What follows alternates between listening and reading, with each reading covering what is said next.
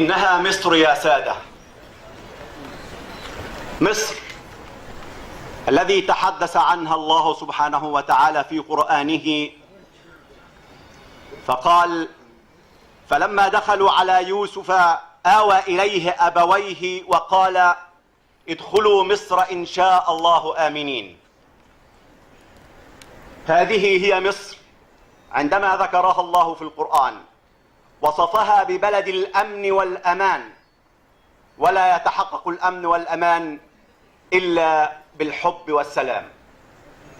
أهلا بكم في مؤتمر مصر الحب والسلام، وشعارنا بالحب نبني وطن.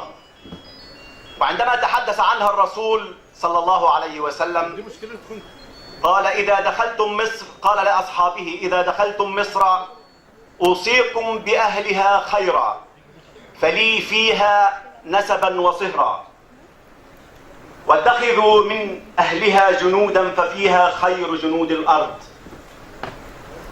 مصر التي استضافت العائلة المقدسة في الرحلة المقدسة عندما تم اضطهادها في فلسطين من الرومان، فكانت الرحلة المقدسة في مصر.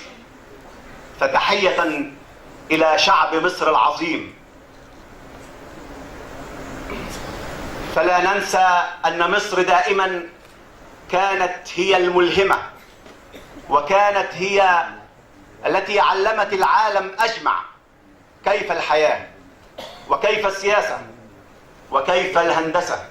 في كل العلوم كانت رائدة.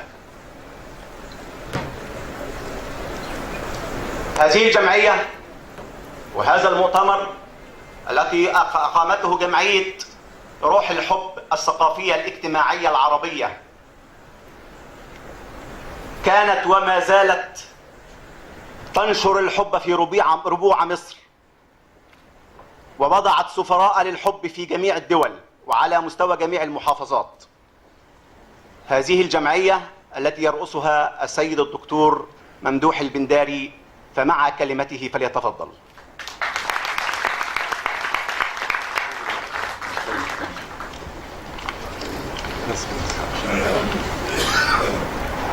بسم الله الرحمن الرحيم. مساءكم حب، شرفتونا، نورتونا. انا كنت كاتب كلمه بس مش هتكلم الورقه، لان الحب ما يتقالش من ورقه اطلاقا. احنا جمعيه روح الحب الثقافيه الاجتماعيه العربيه، جمعيه شكلت لتنشر الحب والحب فقط لمن يريد ان يحب. جمعيه روح الحب الثقافيه الاجتماعيه العربيه انشئت لتنشر السلام والتسامح والتصالح مع النفس والتصالح مع ذات الإنسان عشان نتصالح مع الغير. جمعية روح الحب قررت إن هي تنشر الحب في كل أرجاء الوطن في جميع المحافظات.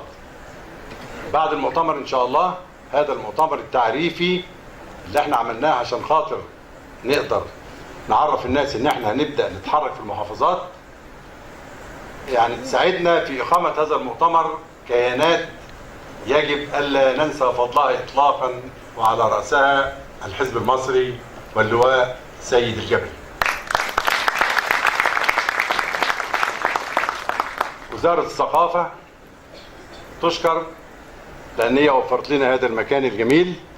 وزارة الشباب والرياضة التي أرسلت لنا مجموعة من الشباب أقمنا لهم بالأمس ورشة عمل تحدثنا فيها عن الانتماء لهذا الوطن، الانتماء لمصر، مصر العظيمة، مصر الفتية، مصر التي لن يعني تضعف أبدا مهما تكالب عليها أنا مش عايز أقول كلمات ممكن يعني نخرج عن مشاعرنا، لأن مصر العظيمة هتفضل عظيمة طول عمرها إن شاء الله. وأنا متأكد إن كل واحد فيكم داخله مصر مثلما كلنا موجودين داخل مصر. عندنا بعض اللي ساعدونا موجودين على البانر، انا بشكرهم جدا جدا جدا، واتمنى وارجو من المؤسسات ومن الهيئات التي يعني تنظر الى الحب نظرة حب فعلا ان تضع يدها بايدينا، فيد بيد ممكن ان نبني هذا الوطن، تحط ايديها في ايدينا عشان نتحرك، عشان نقدر نكمل المسيرة في المحافظات جميعا على مستوى كل الوطن، ونبدأ ننتشر في كل الوطن بل وفي كل العالم، وتكون مصر هي السباقة لنشر الحب في كل العالم، مثلما هي سباقة في نشر السلام في كل العالم. أتمنى لكم إن شاء الله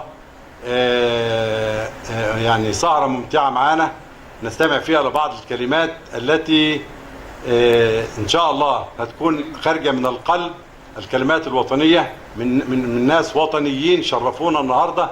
أهلا بيهم جميعا وأهلا بيكم جميعا، والسلام عليكم ورحمة الله وبركاته. شكرا. شكرا للسيد الدكتور ممدوح البنداري رئيس مجلس إدارة جمعية روح الحب الثقافية الاجتماعية العربية.